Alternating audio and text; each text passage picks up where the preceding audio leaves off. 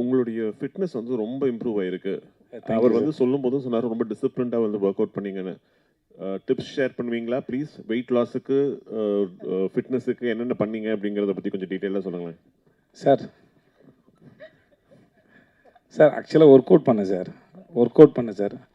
அப்புறம் ஆமாம் ஜிம் போனேன். ஆமாம் சார், யார் மேலே சார் சத்தியம் பண்ணணும்? இல்ல சார், நிறைய வெயிட் லாஸ் இருக்கு, அது பார்த்த உடனே தெரிஞ்சது சார். ஆமாம் சார், ஆனாலுமே எப்படின்னா சில சாப்பாடு எனக்கு ஒத்துக்கல. அதனால் வந்து அது வேணான்னு சொல்லி தவிர்க்கிற முயற்சி பண்ணுவேன். ஒரு 70% ஜெயிச்சிருவேன் முயற்சியில். 30% தோற்று போகும்போது சாப்பிட்ருவேன் சார். இவ்வளோ தான் சார், வேறு ஒன்றும் இல்லை சார். என்ன டைம் பீரியட் ஆச்சு உங்களுக்கு இந்த வெயிட் லூஸ் பண்ணுறதுக்கு? எத்தனை கிலோஸ் லூஸ் பண்ணியிருக்கீங்க?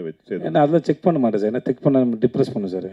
அதனால் அது சார், ஏன்னா பார்க்குறதுக்கு நமக்கு கேரி பண்ண முடியுதான்னு பார்க்குறதோட சரி சார். மற்றபடி நடுவில் திரும்பி இன்க்ரீஸ் ஆச்சு, குறைஞ்சிது தெரியல, ஸ்டேபிளாலாம் எனக்கு இருந்ததில்லை. இப்போ தான் வந்து சில விஷயம் ஏதோ புரியுது. அதாவது என்னென்னா, நம்மளாக தெரிஞ்சுக்கிறதுன்னு ஒன்று இருக்குது, பட் சயின்ஸ் என்ன சொல்லுதுன்னு இருக்குது.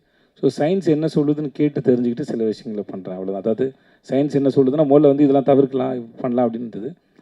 அப்படி இல்லை, ஒரு உடம்பும் ஒரு தனி உடம்பு தான். அதனால் அதுக்கு என்ன தேவையோ அதை தான் எடுத்துக்கணும் அப்படின்னு சொல்லும்போது அது கொஞ்சம் ட்ரை பண்ணி பார்க்குறேன் சார். ஸோ வேறு ஒன்றும் இல்லை சார்.